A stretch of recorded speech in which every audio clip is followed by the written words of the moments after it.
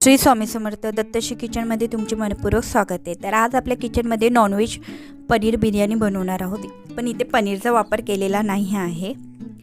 अंड घेतलेलं आहे, डब्यामध्ये स्टीम करायचं आहे। मी ते ताटलीत केलं आहे, ते बरोबर नाही झालं, पण डब्यामध्ये स्टीम करा झाकणवाल्या। त्याला तेल लावून फक्त व्हाईट भाग घ्यायचा आहे, पिवळा भाग काढून टाकायचा आहे आणि मीठ टाकून हलकं फेटून घ्यायचं आहे, जास्त फेटायचं नाही आहे आपल्याला। आणि जसे आपण इडली आणि मोदक स्टीम करतो ना, तसं स्टीम करण्यात 10 मिनिटं ठेवायचं आहे झाकण लावून। इथे डब्बा वापरा। इथे 10 मिनिटं झाली आहेत।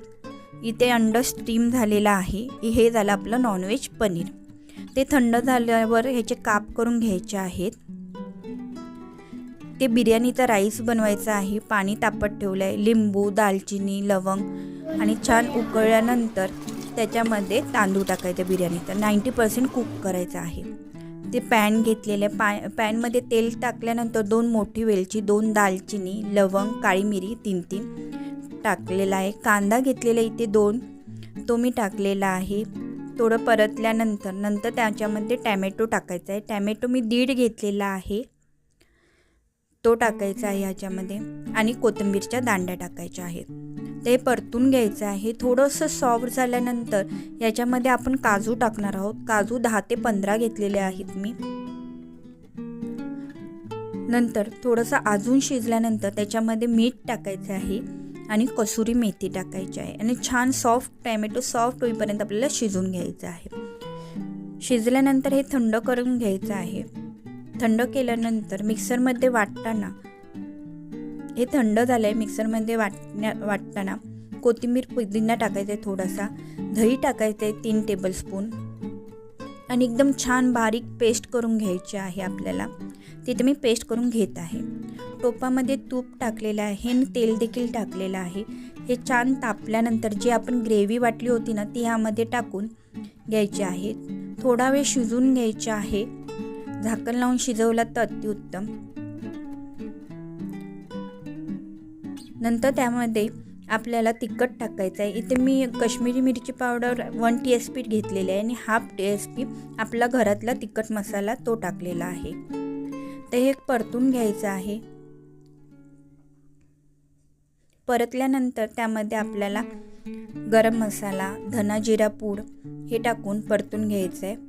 नंतर त्यामध्ये आपल्याला बिर्याणी मसाला घ्यायचा आहे। बिर्याणी मसाला मी ते 1.5 टीस्पून टाकलेला आहे, तो टाकून मिक्स करून घ्यायचा आहे आणि थोडा वेळ झाकण लावून शिजून घ्यायचं आहे। नंतर त्यामध्ये पिवळं जे आपण काढलं होतं अंड्याचं, ते मिक्स करून त्यामध्ये टाकायचं आहे आणि छान परतून घ्यायचं आहे। ही झाली आपली ग्रेव्ही। ते शिजल्यानंतर त्यामध्ये जे आपण अंडे स्टीम करून त्याचे तुकडे केले ते टाकायचे आहेत। बटाटे घेतलेले, बटाटे ते ऑप्शनल आहे। मी चिकन बिर्याणीमध्ये दाखवली होती कशी बनवायची। तिथे मी जे आपलं नॉनव्हेज पनीर आहे ते टाकायचं आहे आणि परतून घ्यायचे आहे। नंतर थर लावून घ्यायचं आहे। तुम्ही थर लावून घेऊ शकता। इथे मी खाली ग्रेव्ही आणि वरती राईस बनवलेला टाकणार आहे, शिजवलेला भात टाकणार आहे। तिथे मी कोथिंबीर, पुदिना, बिर्याणी मसाला थोडासा टाकलेला आहे आणि तळलेला कांदा टाकलेला आहे। त्याच्यावरती बिर्याणी तांदूळ शिजवला होता ना, त्याचा अर्धा भाग मी ह्याच्यावर टाकलेला आहे।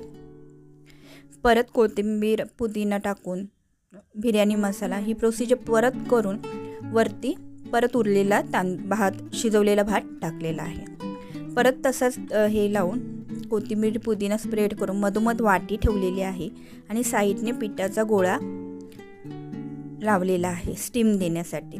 इथे मी कोळसा तापत ठेवलेला होता। कोळसा फ्रेश घ्या। तापल्यानंतर लगेच आपल्याला त्याच्यात तूप टाकायचं आहे आणि झाकण लावून 15 ते 20 मिनिटं शिजून घ्यायचे आहे। अशा प्रकारे 15 ते 20 मिनिटानंतर बिर्याणी रेडी आहे। नक्की रेसिपी ट्राय करा। आवडल्यास नक्की लाईक करा आणि शेअर करा।